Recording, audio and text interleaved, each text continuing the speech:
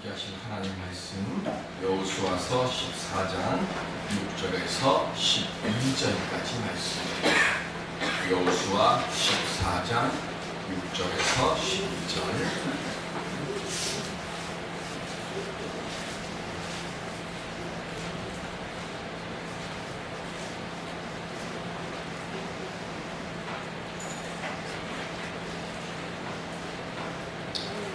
여호수아 14장 6절에서 12절.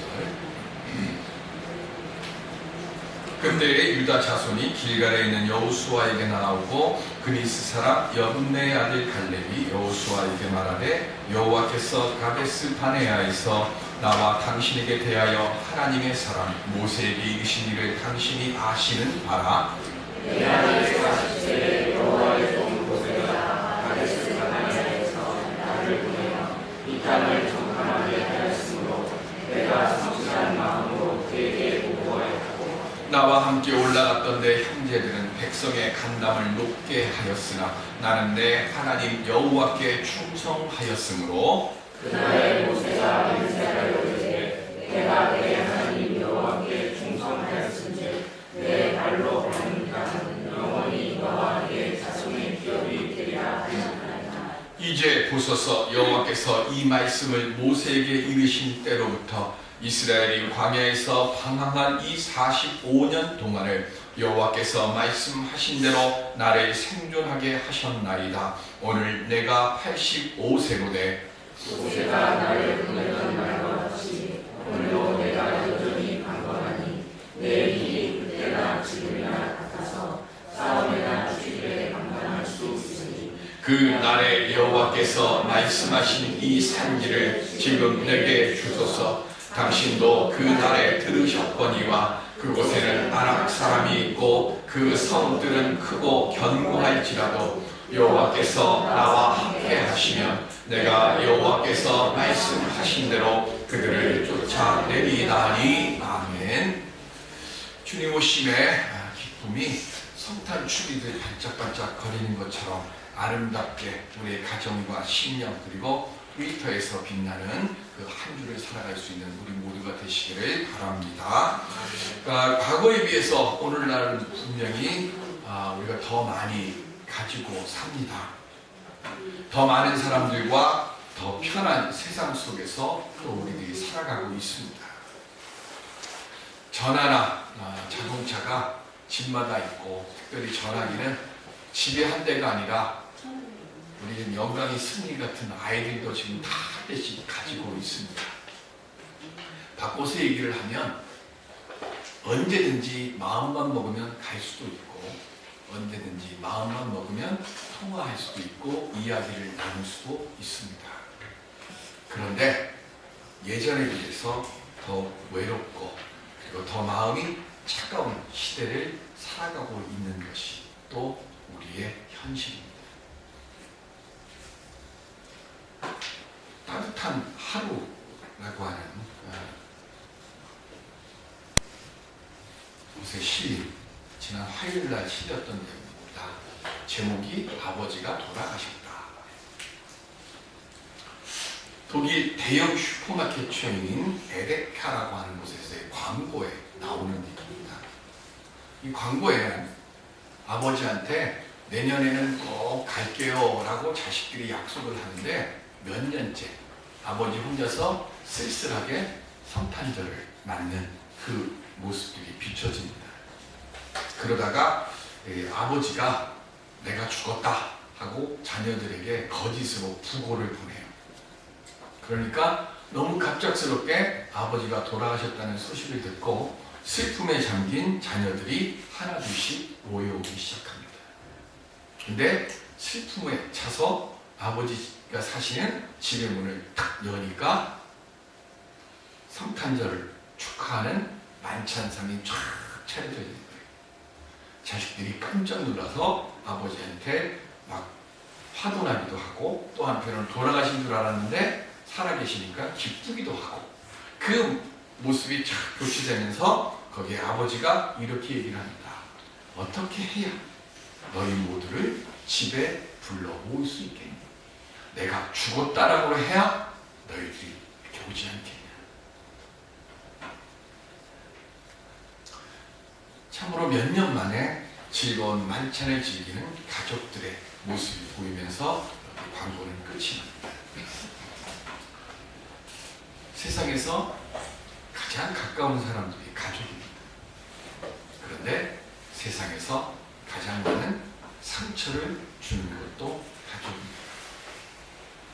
나를 이해해 준다고 생각하고 내가 사랑한다고 생각하기 때문에 때로는 참 해서는 안 될 말들도 토해내고 때로는 참기 힘든 이야기들도 주고받습니다. 그렇게 상처들을 안고 살아가다가 어른들이 되어서 이제 내 힘으로 살아가게 되는 자리들로 가게 되면 외롭게 남아있는 어른들만 집에서 쓸쓸하게 시간들을 보내는 세대들이 오늘날 우리나라뿐만 아니라 전 세계적으로 넘쳐납니다. 세상에 구원의 복된 소식을 전하시고 그리고 구원의 역사를 이루시기 위해서 예수님께서 육신을 입고 이 땅에 오셔서 하신 일이 뭡니까? 낮은 자들, 병든 자들, 사회적으로 천대받는 사람들을 찾아가서 사랑을 보이시고 구원으로 인도하셨습니다. 오늘 우리는 그 예수 그리스도의 사랑을 기억하면서 이 자리에 왔어요. 오늘 우리들도요, 외로운 이웃들에게 주님의 사랑을 전하고, 아니 무엇보다도 내 가족 중에 외로운 사람은 없는지, 내가 부모님이나 아니면 내 형제들 중에 혹시 내가 지금 외롭게 하며 살아가고 있지는 않은지 돌이켜보면서 주님께서 주신 그 사랑을 나누고 그리고 소망을 함께 바라며 지내는 대림절 세 번째 주를 맞이하는 우리 모두가 되시기를 주님의 이름으로 기원 드립니다. 대림절 세 번째 주입니다. 첫 번째 주에는 회개에 관해서, 두 번째 주에는 인내에 관해서 말씀드렸습니다. 대림절 세 번째 주의 주제는 소망입니다. 성경을 보실까요? 창세기 36장 11절 시작. 엘리바스의 아들들은 대만과 오발과 스보와 가담과 그나스요. 아멘. 엘리바스라고 하는 사람이 누구냐면 에서와 그리고 아다 사이에서 난 아들이에요. 그런데 그 엘리바스에게서 또 아들이 나는데 맨 마지막으로 나오는 사람의 이름이 그나스입니다. 그런데 그나스 또는 그니스라고 하는데 이 이름이 오늘 본문 14장 6절에 보시면, 오늘 본문 14장 6절에 보면 그때의 유다 자손이 길갈에 있는 여호수아에게 나오고 그니스 사람 여분네의 아들 갈렙이 이렇게 되어 있어요. 그니스 사람 이렇게 되어 있어요. 자, 이삭에게는 아들이 둘이 있습니다. 첫 번째가 누구죠? 그렇죠. 오늘 아침 우리 교회 학교 때 우리 했어요. 영광이 아주 씩씩하게 얘기합니다. 첫 번째 아들이 에서, 두 번째 아들이 야곱입니다. 그런데 이스라엘은 누구의 후손들이죠? 야곱의 후손들입니다. 에서는 에돔족의 조상입니다. 그러면 에서의 후손은 이스라엘의 백성이 됩니까? 안 됩니까? 안 됩니다. 그런데 갈렙은 누구의 후손이에요? 에서의 후손입니다. 언제 편입됐는지는 몰라요. 팔레스틴 지역에 이 지금 갈렙의 조상인 그나스가 살고 있다가 어느 순간인가 유다 지파에 편입이 됐습니다. 그리고 편입이 돼서 또 얼마의 시간이 지났는지 모르지만 지금 갈렙이 이스라엘의 네 번째 지파, 그리고 오늘날 우리가 알고 있는 지금 우리가 이스라엘이라고 말하고 있는 유다와 베냐민 지파로 구성되어 있는 이스라엘, 그들의 대표가 됐어요. 그리고 그 대표가 돼서 정탐꾼으로 지금 가나안 땅을 정탐하러 가게 됩니다. 민수기 13장 2절에 보시면 시작. 사람을 보내어 내가 이스라엘 자손에게 주는 가나안 땅을 정탐하게 하되 그들의 조상의 가문 각 지파 중에서 주의가 된 자 한 사람씩 보내라. 아멘.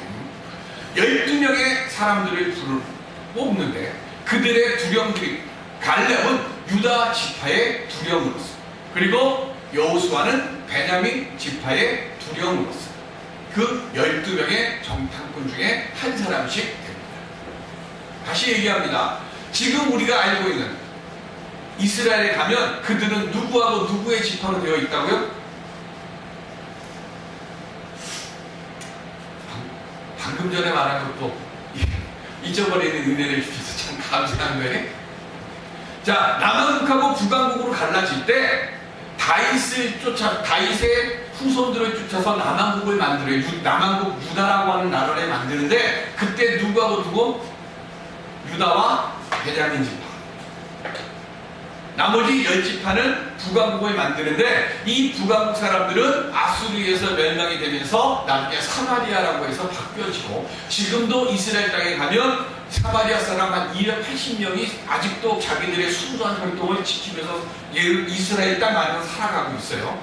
그리고 그 외의 사람들은 다 유다와 베냐민 지파의 후손들입니다. 자, 유다 지파의 대표가 누구라고요? 아까 정탐꾼 중에 갈렙, 베냐민 지파의 대표는 여호수아. 제가 성경 외우라고 이런 거 잘 안 하는데요. 요 정도는 우리가 알고 있어야 돼요. 여호수아와 갈렙. 지파 중에서는 유다 지파가 훨씬 큽니다. 그런데 성경을 보시면 항상 여호수아와 갈렙 이렇게 되어 있습니다. 왜 그럴까요? 아까 얘기했습니다. 갈렙은 정통 이스라엘의 혈통이 아닙니다. 그래서 여호수아와 갈렙과 믿음이 같았지만 여호수아는 민족의 지도자가 되었고 갈렙은 그냥 지도자가 아니라 유다의 한 지파만 이끌어가는 두령으로 남게 됩니다. 그러다가 그 갈렙의 이름이 싹 사라졌어요.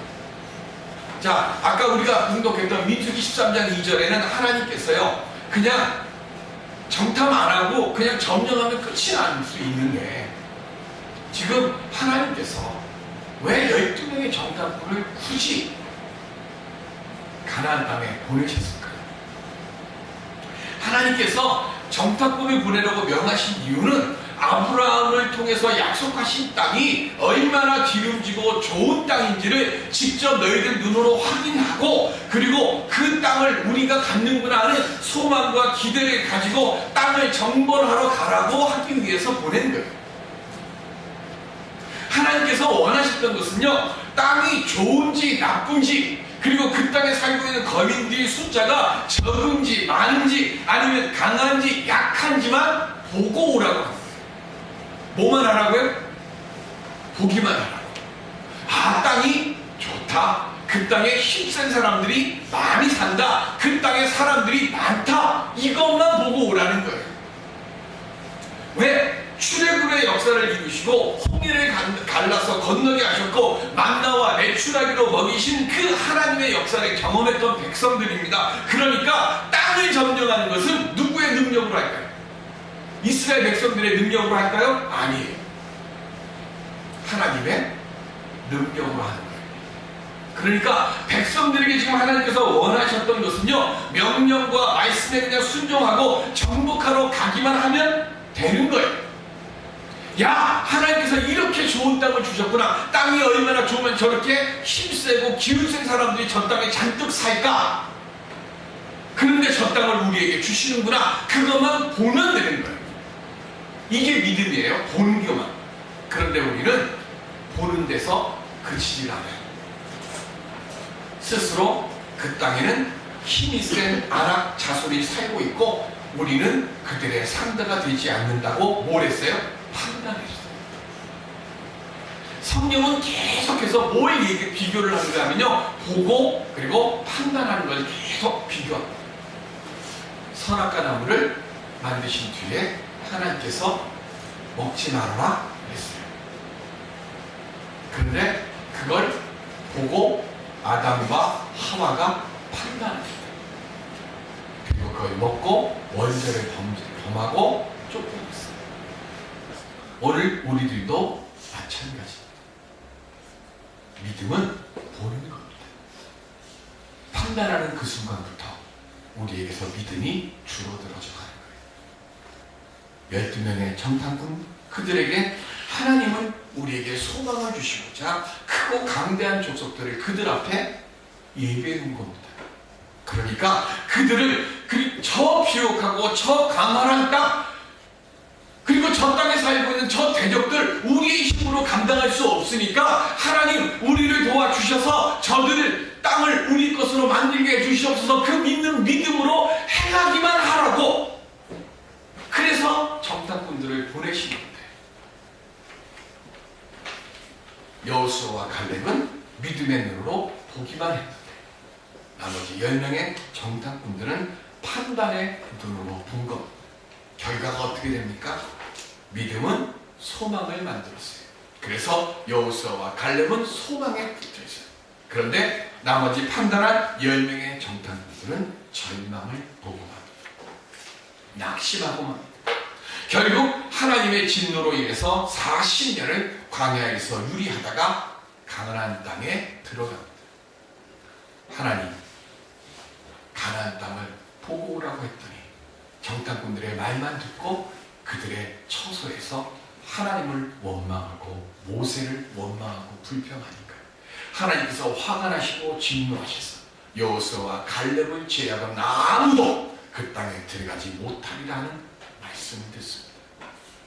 그리고는 40년의 시간이 지난 뒤에 드디어 가나안 땅에 들어가고 5년 동안의 정복 전쟁을 치릅니다.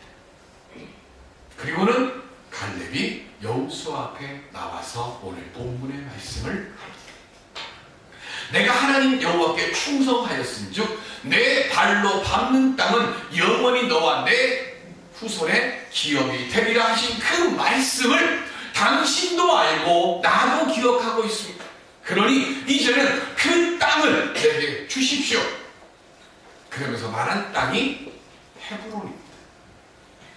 헤브론 땅은요, 예루살렘 서남쪽 30km 지점에 있는 해발 1013m의 아주 높은 곳에 있는 땅입니다.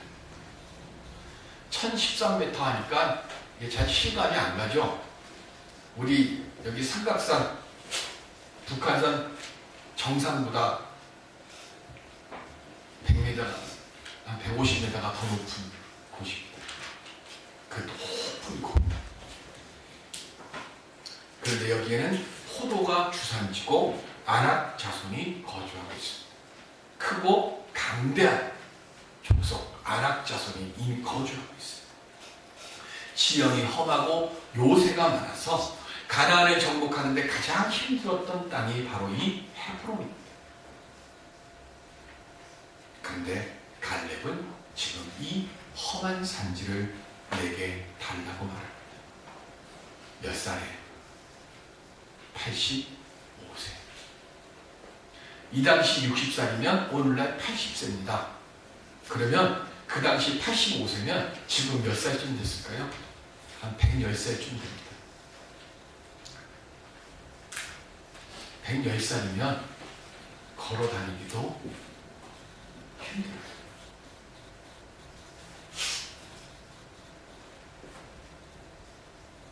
그런데 어떻게 갈렙은 저 땅을 내게 주십시오라고 말할 수 있었을까요? 잠언서 29장 18절에 보시면 시작, 묵시가 없으면 백성이 방자히 행하거니와 율법을 지키는 자는 복이 있느니라. 아멘.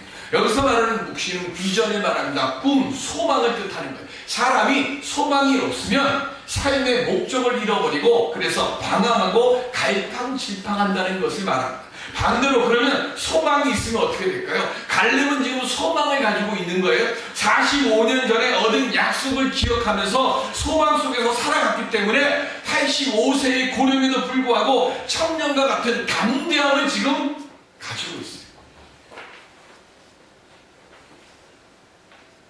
나이가 먹으면 자주 듣는 말 중에 하나가 뭐냐면 나이살이나 먹고 이런 소리를 우리 자주 듣잖아요. 살찌는 건 다 별로 안 좋은데 그 중에서 제일 싫은 게 나이살이 사실은 제일 안 좋잖아요. 우리 영광이나 승리 같은 경우는 나이살 빨리 먹기를 바라지만 어느 순간에서부터 이제 참 나이살이 덜 먹기를 바라는 게 그게 우리의 모습 아니에요. 나이살 먹는 게 왜 문제가 됩니까? 세상이 참 힘들고 어렵구나 하는 걸 알게 됩니다. 그러다 보면 사람이 소극적이 되고요, 움츠러들고 도전하는 것을 겁을 냅니다. 그리고 감동과 감격, 무엇보다도 열정이 사라집니다.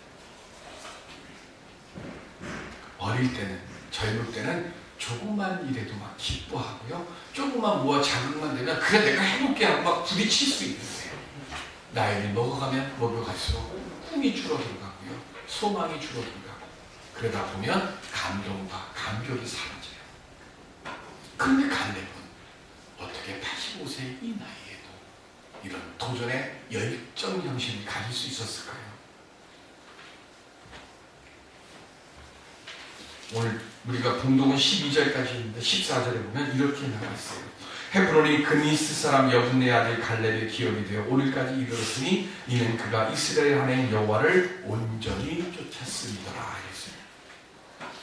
여기서 말하는 온전이라고 하는 이 말의 뜻은요, 한순간도 빠짐없이 한 마음으로 헌신했다는 거예요. 뭘 위해서? 하나님의 말씀을 행하기 위해서 온전히 쫓았다. 한순간도 소홀히 하지 않는다. 고난이 올 때요, 우리는 고난 보고, 그리고 세상 보고, 그리고 현실을 보기 때문에 낙심합니다. 그러나 갈렙은 하나님이 계신 것을 믿었고, 그리고 하나님의 약속을 믿었습니다. 그래서 고난이 왔을 때 고난에 불평하지 않았고, 그래서 그는 온전한 믿음의 용기를 가진 사람이 됩니다. 오늘날 우리들이 보면 용기 있는 사람들이 점점 줄어들어가고 있습니다. 대신에 누구만 넘쳐나는가 하면 감 없는 사람들만 점점 많아져요. 부정부패에 연루되어서 구속되는 고위 관료, 정치인들, 기업인들이 시간이 지나면 좀 줄어들어야 되는데 어떻게 된 게 우리 점점 우리나라만 그런 게 아니라 전 세계가 그러잖아요.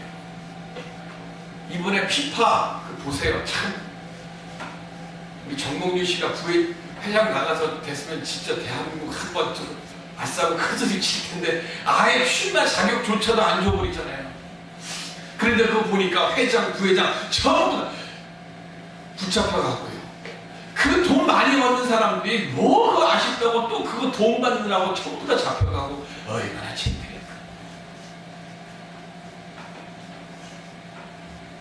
노력 없이 쉽게 모든 일들을 하려고 하는 세대들이 또 늘어갑니다. 충신들은요, 나를 위해서 일할 때 어떤 대가 바라지 않고 일합니다.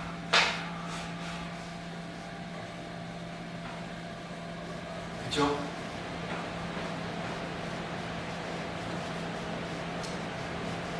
닭의 모가지를 비틀어도 새복을 온다고 했던 그분은 뭘 위해서 했습니까? 나라 민주화를 위해서 할 때는 칭찬 들었어요. 근데 대통령 되시겠다고 하는 짓을 하다 보니까 욕먹은 거죠. 나라를 위해서 내게 주어지고 내게 맡겨져 있는 일을 하기 위해서 열심히 하다 보면 하나님께서 거기에 상응하는 은혜를 주십니다. 그런데 반대로 무엇을 얻기 위해서 일을 하다 보면 조그만 것 하나 해놓고 공치사하게 바쁘게, 그게 우리의 모습뿐 아닙니다.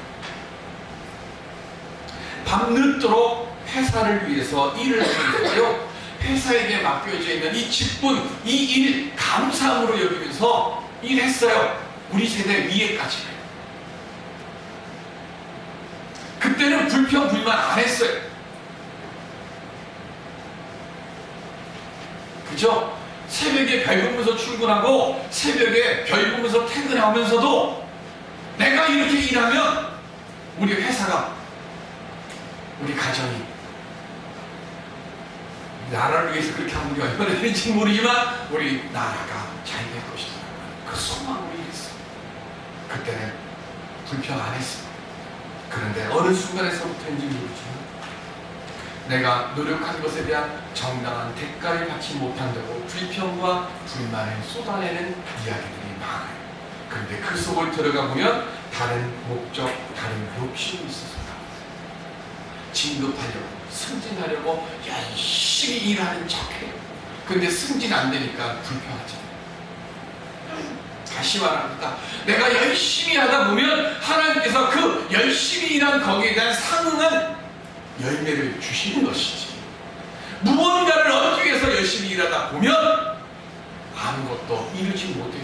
믿음도 똑같은 거예요. 성도들도 마찬가지입니다. 어느 곳에 있든지 간에 무엇을 하든지 간에 갈렙처럼 온전한 수고와 헌신을 하시기 바랍니다. 남이 보든 안 보든 알아주든 알아주지 않든지 간에 헌신하면 반드시 하나님께서 갈렙에게 응답하여 주셨던 것처럼 그 수고와 헌신을 하나님이 기억하시고 우리 모두의 삶의 자리에서 그에 합당한 응답을 주실 줄로 믿습니다. 근데 이걸 우리가 자꾸 잃어버려요. 헤브론은 사울이 죽은 뒤에 다윗이 7년 6개월 동안 이곳에서 나라를 통치했습니다. 점령하기 어려운 땅이었습니다. 그런데 믿음으로 갈렙이 도전하니까 이 땅을 얻었어요. 이게 왜 어려울까요? 다윗이 나중에 왕이 된 뒤에요, 예루살렘을 점령합니다. 이스라엘 안에 예루살렘이 있었는데 그 땅을 도전할 엄두를 못 냈어요. 예루살렘은 해발 800m입니다. 헤브론은 얼마라고요? 해발 1013m. 훨씬 높은 곳인데 갈렙은 그걸 도전해서 헤브론의 땅을, 내 땅을 얻어가지고 그 땅에서 후손인 다윗이 그 나라에서 왕국을 통치했어요. 그만큼 어려운 땅인데. 그런데 예루살렘은 800m밖에 안 되는 큰 땅인데 도전하기를 사람들이 없었기 때문에 그 땅을 얻지 못하다가 다윗이 그 땅을 도전해서 그 땅을 다윗이 자기의 성으로 만드는 거예요. 어떻게 해요? 여호수아가 요단을 건넜습니까?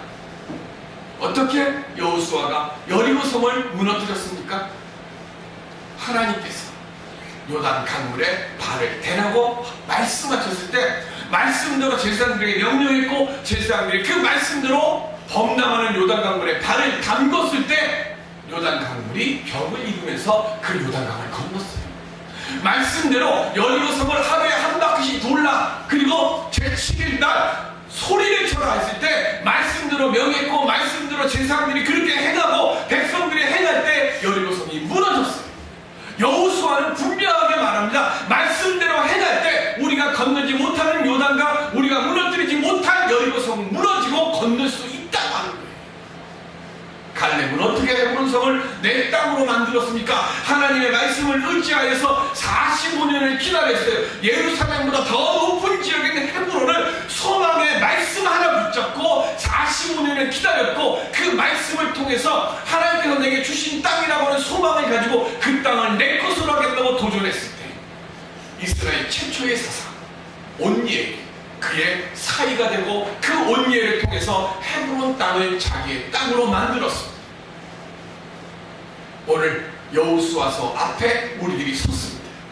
뭘 들고 서야 됩니까? 말씀 들고 서시길 바랍니다. 여호수아는 말씀의 순종에서 요단을 건넜고 여리고성을 점령했고 갈렙은 말씀을 가슴에 품었기 때문에 헤브론 성지를, 그 산지를 자기의 것으로 만들었습니다. 동물의 왕국에 보면 황제 펭귄 얘기가 나와요. 영하 50도 그리고 시속 180km.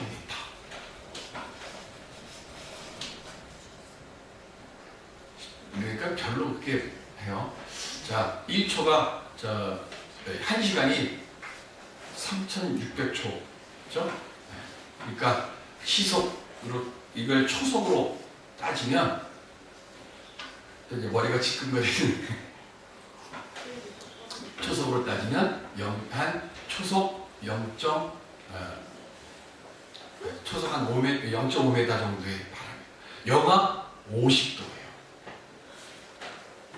펭귄은 삼겹의 보온 카시메론이 있어서 추위를 버틸 수 있습니다. 그런데 생각해 보십시오. 쉬지도 않고 영하 50도에서 바람이 계속 부딪힌다고 하면 아무리 삼겹 카시메론 보온 밥통을 안고 있어도 춥습니다. 암컷이 먹이를 구하려고 갔다가 오는 시간이 석 달이에요. 근데 가는데 암컷이 그냥 가지를 않아요. 수컷 발등에다가 뭘 하나 올려놓고 가냐면 새끼 알을 하나 딱 발등 위에다 올려놓습니다. 그러면 그거를 발등에다 올려놓고 이 외투, 저 펭귄 그 날개로 알을 이렇게 품습니다. 품고 석 달 동안 밥도 안 먹고 암컷이 돌아올 때까지 기다리는 거예요. 그런데 수천 마리의 펭귄들이 이렇게 서는데 너무 춥잖아요. 너무 추우니까 어떻게 하는가 하면 이렇게 있다가 너무 추우면 밖에 있는 애들이 안으로 들어오고 안에 있던 애들이 그동안 따뜻해지니까 얘네들이 바깥으로 나가요. 그렇게 하면서 계속해서 옮깁니다. 얼마나 추운가 하면 발등 위에 있던 이 알이 30초, 1분만 바깥으로 뚝 이렇게 아버지 품에서 벗어나면 30초에서 1분만 지나면 얼어서 이게 터져버려요. 그만큼 추워. 그러니까 발등 위에 있는 알을 안고 이걸 움직이는데요. 우리 같으면 한 2, 3분이면 될 거를 몇 시간에 겹쳐서 움직여요. 요거 때문에. 그 강력한 추위 속에서 암컷이 돌아오는 석 달 동안에 버티는 거예요. 왜? 소망이. 무슨 소망? 내 발등 위에 있는 이 새끼가 태어나야 된다는 소망. 생명에 대한 소망을 가지고 있기 때문에 황제 펭귄은 그 석 달 동안에 영하 50도 시속 180km의 강풍이 부는 그 추위 속에서 살아남는 거예요. 갈렙도 소망이 있었기 때문에 85세의 나이에도 생명력을 가지고 있었던 겁니다. 요한일서 5장 12절에 보시면 시작. 아들이 있는 자에게는 생명이 있고 하나님의 아들이 없는 자에게는 생명이 없느니라. 아멘. 우리는 생명력이 있습니다. 무슨 생명력이요? 여러분들 안에 예수가 계십니까?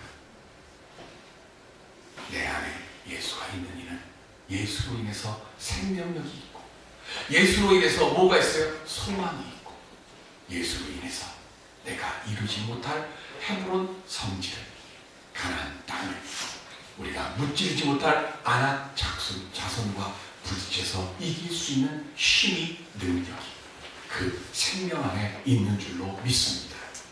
예수 안에 계시죠. 소망을 품고 그래서 내가 이기지 못한 아낙 자손과 같은 시련과 고난과 역풍과 어려움 부딪혀서 승리하는 그래서 소망의 주님 안에서 오늘 감사의 승리의 노래를 부를 수 있는 우리 모두가 되실 수 있기를 주님의 이름으로 축원드립니다. 기도하겠습니다.